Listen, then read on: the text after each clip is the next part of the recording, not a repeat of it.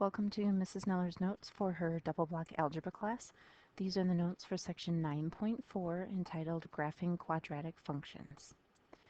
And today we're going to look at a quadratic equation and make sure that we can write it in descending order and identify the values for A and B and C. And those will be more important as we continue to work with quadratics as well and start to use the quadratic formula.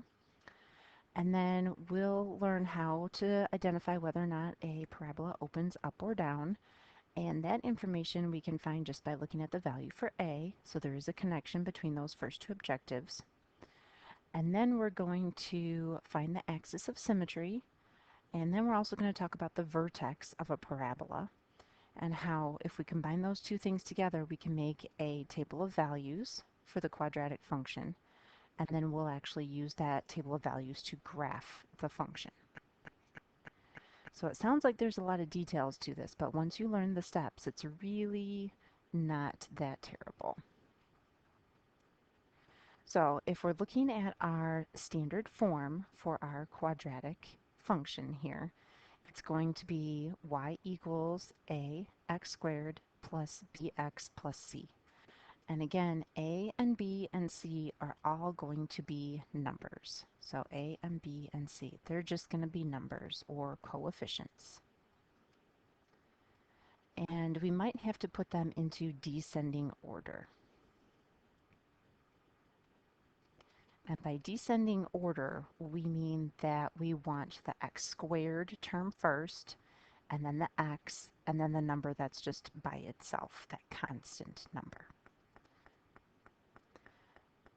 And there are a couple characteristics about quadratics that we also have to know.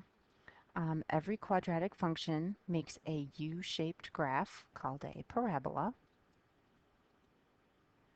I'm sure you've heard of that or seen that, and if you can't remember if you have or not, probably once we start doing the graphs, you'll say, oh yeah, that looks familiar.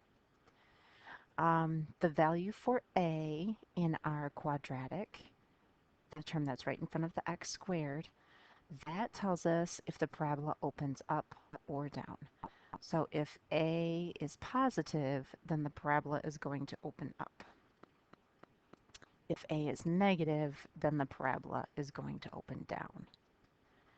So once we put those terms in descending order, we can look at the value for A, and automatically we know how our graph is going to be graphed, or what direction it's going to be graphed in. The vertex is a really important point on our parabola. It's the highest or the lowest point, and that depends on which way it opens. So if the parabola opens down, then the vertex is going to be the highest point. If the parabola opens up, then the vertex will be the lowest point on the parabola. And there's a little equation that we can use to help us find that vertex. And this equation actually helps us find the x-coordinate of the vertex. And that equation is negative b over 2a. And that's really important. We're going to use that a lot. And it's kind of a shortcut when we're making our table of values as well. Because that value, that x value, is the x value for our vertex, and that's the highest and the lowest point of our parabola. And it's also called the axis of symmetry. So this negative b over 2a actually helps us find the axis of symmetry. And that's an imaginary line that goes right through the middle of the parabola. So you could fold the parabola in half and it would be the same on both sides. So that is what we want to use to make our table of values. We'll put the axis of symmetry, that x value that we get from this equation, we'll put it right in the middle of our x values in our table of values, and then we'll pick a couple above it and a couple below it. So that's what it means here when it says use the x-coordinate and the table of values to graph your parabola. So let's start working through some of these concepts before we actually graph them. Once we graph them, it's not really too terrible of a chore. We might have to put our terms in descending order.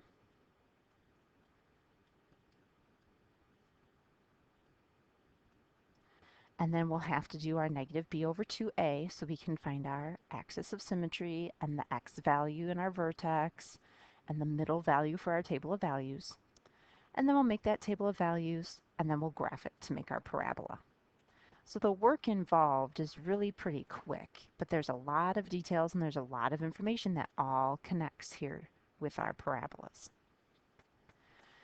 So in these first couple examples, they just want to get us used to writing the equation in descending order and then identifying the a and the b and the c terms and whether or not the parabola is going to open up or down.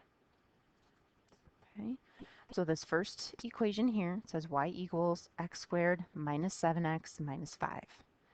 And we have our x squared term first, and then our x term, and then our number.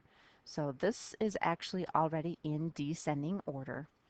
The only other thing you might want to do to it is to put the 1 in front of the x squared. So that way you know the number that's in front of the x squared. Because that 1 is going to be our value for a, the negative 7 will be our value for b, and the negative 5 will be our value for c. So those values are going to be helpful when we're dealing with our equation for the axis of symmetry and later on when we're dealing with our quadratic formula. But the number that we really have to look for right now to determine whether or not the parabola opens up or down is this a value. And since a is positive 1, since it's positive, that means that the parabola is going to open up. And that's really all we have to do. Okay, so let's try it again with part B.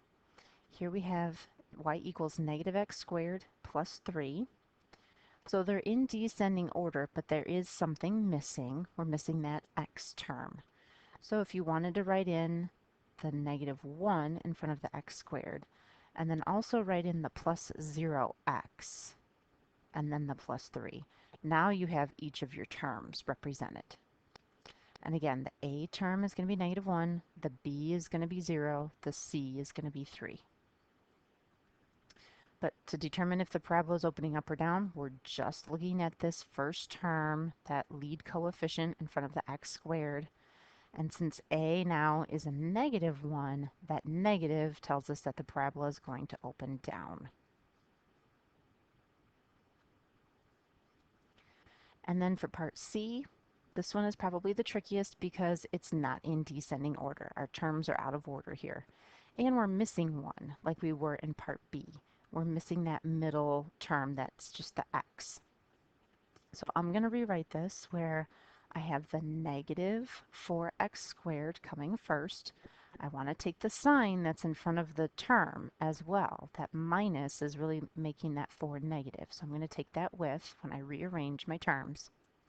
I'm going to add in the plus 0x, and then the 5 is the constant term, or the number that's just by itself, and it's positive, so I'm going to put plus 5 at the end. So again, my a term is going to be negative 4, my b term will be 0, and my c term will be 5. But for now, the only term we really need to focus on is the a. So a is going to be a negative 4. It doesn't really matter what the number is. We're just concerned about it being positive or negative. And since it's negative, the whole parabola will open down. So what that looks like then, when a parabola opens up, there's your x and y axis. It could kind of float in one of the quadrants. It could go across the y-axis. It could go across the x-axis. Okay, it doesn't really matter where it's positioned, but it's just going to open up so that these arrows at the end of the U are going to be pointing up. And if your parabola opens down, again, it could be floating in a quadrant. Well, a better floating example might be if it was down here.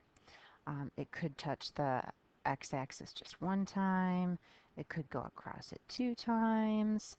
So there's lots of different ways that the parabola can be opening down. But when it opens up, those arrows open up, so it looks like a U. When it opens down, then it kind of looks like a little lowercase n, and those arrows point down.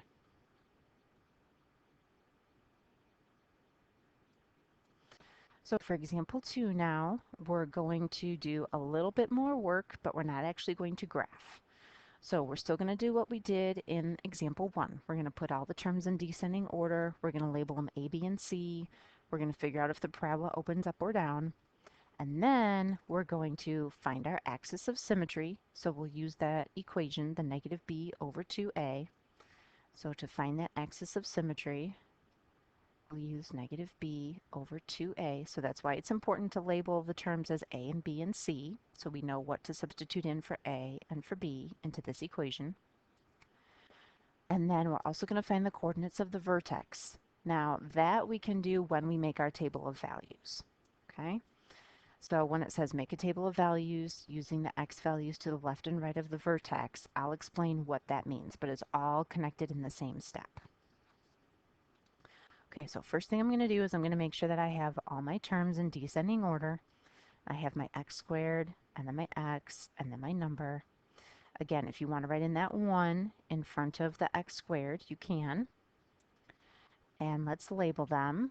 That 1 is going to be the a, the negative 2 is going to be the b, and the negative 3 is going to be the c. So if there's a plus or minus in front of the number, take that with that number as its sign. Now, since a is 1, a is positive, that means our parabola is going to open up. So that's all the information that we did before in example 1. Now we're going to move on to the next step where we're going to do our axis of symmetry. So I'm going to write down x equals negative b over 2a. Now this negative here stays in the equation, and then I put in my value for b. And b here is a negative 2, so I'm going to have a negative 2. So that will eventually be a positive 2 when we simplify. And then my value for a is 1. So I'll have a negative 2 over a positive 2, so that's going to be negative 1. And that is my axis of symmetry. So that's the vertical line that would go through the middle of my parabola.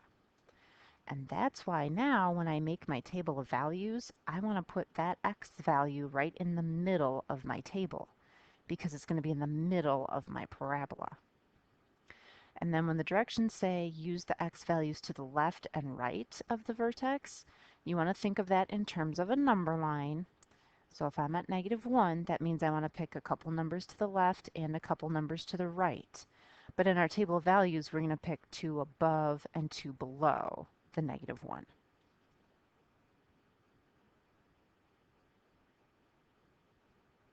Oops, I forgot to change my sign here. Positive, positive. There we go. Positive 2 over 2 is going to be a positive 1. My axis is a positive 1. There we go. See how easy it is to overlook those little signs? And that's the thing that can make a big difference between graphing it right and graphing it incorrectly. So it's a good thing we caught that. So now I'm going to pick a couple values above and below. Now we need to do at least 2. I'm going to do 3 just to show you how these work. And a couple values below it on our number line. Now what we are going to do is we're going to take each of these values and we're going to substitute them into this equation here. Now it takes a little bit of time, but we'll have 4 squared minus 2 times 4 minus 3. So 4 squared is 16, and then 2 times 4 is 8, so 16 minus 8 is 8, minus 3 more is 5. So then 4, 5 is going to be my ordered pair. And then I'll have 3 squared minus 2 times 3 minus 3. So 3 squared is 9, and 2 times 3 is 6. So 9 minus 6 is 3, minus another 3 gets me 0. So then 3, 0 would be an ordered pair that I would graph. So we're going to follow that substitution. We're going to go through and we're going to substitute every single one of these numbers in. So when I substitute in 2, I'll get negative 3. When I substitute in 1, I get negative 4. And then when I substitute in 0, I get negative 3. When I substitute in negative 1, I get 0. And when I substitute in negative 2, I get 5. Now you should notice that there's a pattern here. This term right here, 1, -4. That's going to be my vertex. That ordered pair is the middle of my parabola. And notice that the axis of symmetry is 1. That's the same as the x value in the vertex. And then everything repeats above and below the vertex. So here is my -4, that's right in the middle, and then I have a -3, -3 above and below it. Then I have a 0 above and below it. Then I have a 5 above and below it. So most of the time, not all the time, but most of the time you're going to see that repeating pattern in your table of values in the y column. And that's good. That tells you that you did the problem correctly. Okay, so that's all we have to do for this problem, is just understand how to do this equation with the -b/2a, and then how to connect that axis of symmetry to our vertex and make our table of values. All right, so let's try it again here for b. Again, I'm going to make sure that all of my terms are here and they're all in descending order. Now you can write in the -1 in front of the x squared, and then I'm also going to write in the 0x because that term is missing. Okay, and I want to label them a, b, and c. So -1 is going to be my a value, b is going to be the 0, and c is going to be the 3. Now since -1, that a value, since it's negative, that means this parabola will open down. If it was to be graphed, it would open down. Okay. Then I'm going to do my table of values. Oh, it's my equation for my axis of symmetry, -b/2a. I have to do that first. So this time my b value is 0. So -0/2 times -1. Now there's really no such thing as -0, it's just 0. And 0 divided by anything is still going to be 0. So my axis of symmetry is x equals 0. And that's going to be the x value in my vertex. And that's going to go in the middle of my table. And then I'm going to pick a couple values above it and a couple values below it. And then I'm going to substitute each of these in. So I would substitute in the 2 plus 0 times 2 plus 3. So when I do 2 squared, that's 4, times a -1, that's -4, plus 2 times 0 is 0, so that's still -4, plus the 3, that's a -1. And then I would do the same thing here. 1 squared will be 1, and then 1 times -1, that's a -1. 0 times anything is just 0, so -1 plus 3, that's going to be 2. And then I can substitute in the 0. That's just going to be 0 squared plus 0 plus 3. So that's going to get me a value of 3.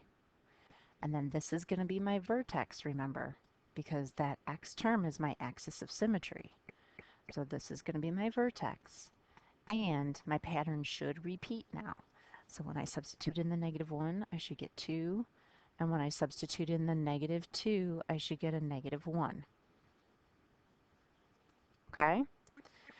And again, that's all we had to do for this part of our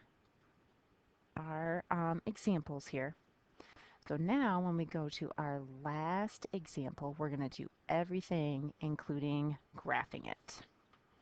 So we're going to find our axis of symmetry, we're going to make our table of values, and we're going to graph. And we still want to make sure that we're putting our terms in descending order.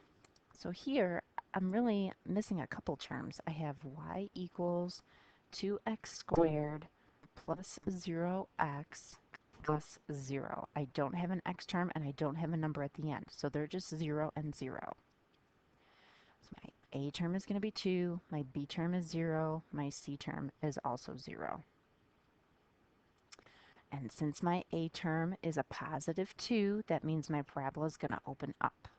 So when I graph this, I want to make sure that I actually get a parabola that opens up. If I don't, I did something wrong. I have to go back and check my work. So my next step then is to do the little equation to find the axis of symmetry. So that's negative b over 2a. Now my b value is 0. My a value is 2. And remember, 0 over anything, that's just 0. So my axis of symmetry is going to be x equals 0. It's an equation, so make sure you write that. And we'll actually graph that in this time when we do our graph. So now I'm going to make my table of values. I'm going to put 0 in the middle. I'm going to pick a couple numbers above it and a couple numbers below it. Usually you just have to pick 2 above and 2 below. Sometimes you might have to pick 3, but usually 5 values altogether will be plenty. Then again, I'm going to substitute these x values into my equation. So I'll have 2 times 2 squared. So 2 squared is 4 times 2 is 8. And then 2 times 1 squared. And 1 squared is 1 times 2 is 2. And then when I substitute 0 in there, 0 squared is 0, 0 times anything is 0, and then my pattern will repeat. And you can do the substitution and check that it actually does repeat, or you can just trust that it will repeat. Okay. So my vertex then is going to be 0, 0. So that's my vertex. And now I'm going to graph. So I need 2, 8. I need 1, 2, 0, 0, negative 1, 2, and negative 2, 8. So you can use that property of symmetry to help you graph, because what's on one side of the curve will be the same as what's on the other side of the curve. So your points should kind of line up. And if they don't, if they're a little bit off, then you need to go back and check your work. Maybe you missed a positive and negative sign, or maybe you just counted wrong when you were graphing. And then when you connect your points, make them curved. Don't make it a sharp V. These are curves here, so it looks like a U. And now my parabola is opening up, just like we noticed that it would. So that's a good thing.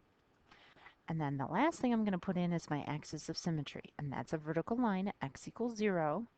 So I go to 0 on the x-axis, and I draw in my vertical line. Now I'm just going to make it dashed just so you can see where it is. It goes right down the middle of the parabola, and everything that's on the left side is the same as what's on the right side. So we could fold that parabola in half and it would be exactly the same. So that's all good. That means we graphed it correctly. If the axis of symmetry goes down the middle, it opens up like we thought it was supposed to. There's a pattern in our values in the y column of our table of values. That's all good stuff that we should see. Okay, last one, just to practice this one more time, and then we'll be done. Here, my equation has a negative 4x squared minus 4x plus 8. It's already in descending order. I have all my terms, so I don't have to rewrite it at all. That's a good thing. But I have to know that my a value is negative 4, my b value is also negative 4, and my c value is going to be positive 8. Now, since the a value is negative 4, that tells me that my parabola is going to open down. So after I graph, I need to make sure that it's actually opening down. Now I'm going to do the axis of symmetry, the negative b over 2a. So now I'll have a negative, negative 4. The negative comes with the 4 here, over 2 times negative 4 for my a value. So that's going to be a positive 4 over negative 8. Now this, when I reduce it, I'm going to get a fraction. It's going to be negative 1/2. I'm going to bring that negative up to the numerator because that's usually where we put our negatives in our fractions. So I know it was in the denominator here, but I'm just going to write it in the numerator for my simplification. So that means that my axis of symmetry is going to be x equals negative 1/2. So the middle of my parabola this time is going to be shifted just a half a unit away from my y-axis. And that's okay. Sometimes we get fractions. But even if we get a fraction, we still might have that value the y values that repeat, where they have that pattern in the y values. Sometimes you do, and sometimes you don't with fractions. So let's see what happens this time. Now I have to put in -1/2 in the middle of my table because that's going to be my vertex. So I do have to substitute one fraction back into my equation. But then I get to pick nice whole numbers for all my other values. I don't want to pick fractions if I don't have to. So I'm going to pick values above this. So 0 and 1 and 2. I'll pick 3 values just to be on the safe side here. And then I'm going to pick some values below it. So I'll pick negative whole numbers. And again, I'll pick 3 of them. And then I have to do the substitution. So I'm going to substitute the 2 in here. So I'd have -4 times 2 squared minus 4 times 2 plus 8. And when I simplify that, I'm going to get -16. Now that's not going to fit on my graph, but that's okay. It just tells me what direction I'm starting in. When I substitute in the 1, 1 squared would be 1 times 4 would be -4. And then 4 times 1 would be 4. So -4 minus 4, that's going to be -8. Plus 8, that's going to be 0. When I put a 0 in there, that x squared term and that x term, they all cancel. So I have 0 plus 8, which is 8. Now when I substitute in the -1/2, I can write that down below. You might want a calculator to help you do this. I'm going to have -4 times -1/2 squared minus 4 times a -1/2 plus 8. So that -1/2 squared, that ends up being a positive 1/4. And 1/4 times 4, that's a -1. And then half of 4 is going to be 2. And a negative times a negative is a positive. And then I get the plus 8 at the end. So when I add that all up, I'm going to get 9. So even though I start with a fraction, I end up with a nice whole number. And then here, when I plug in the -1 and the 2 and the 3, I actually get 8, 0, -16. So that pattern in the y column does appear again for this fractional vertex. So again, sometimes that happens, sometimes it doesn't with the fractional vertexes. Sometimes you don't get that pattern that repeats. Okay? So I put the little v here to show that this is going to be my vertex. And now I have to plot my points. So let's see, 2, -16, that's going to be way off my graph, somewhere down here. And then 1, 0, and then 0, 8, and then -1/2, 9. And you just are going to have to estimate where that is. So you go back a half, and up 9, and then -1, 8, and then -2, 0, and then -3, 16. Again, somewhere down there. So use those properties of symmetry to help you graph this parabola very quickly. And then again, connect your points in a U. It's a little wobbly there. And it does open down, just like it was supposed to. And then our axis of symmetry was -1/2, so x equals -1/2 is right there. So that's the middle of my parabola. So again, if I folded that parabola in half, it would be the same on the left side and the right side. Now you can have parabolas that open to the left or to the right, but you'll see that when you get to Algebra 2. We won't see that in this chapter. So again, make sure you have your notes out when you're doing this homework, when you're practicing these problems. Make sure you have graph paper. I know for sure that number 43 is going to have a fraction in the vertex. Okay, so you have an example of that in your notes. And again, just substitute in the fraction like any other number, and it might work out to be a whole number for the y value, or it could be another fraction too. That's okay. But you can pick whole numbers for all of the other x values in your table of values. So definitely have your notes out as a guide. Write down that equation, the x equals -b over 2a. Write that down every time when you're trying to find your axis of symmetry. And that's the x value for your vertex. That's the line that you graph that goes through the middle of your parabola. So all of these pieces of information that we're finding have a lot of information. They do more than one thing. And that's sometimes what confuses students. But practice these problems so you can go through the steps and identify your A, B, and C values, do your axis of symmetry, and then do your table of values. Okay? And if you have any questions, come on in and see me before school.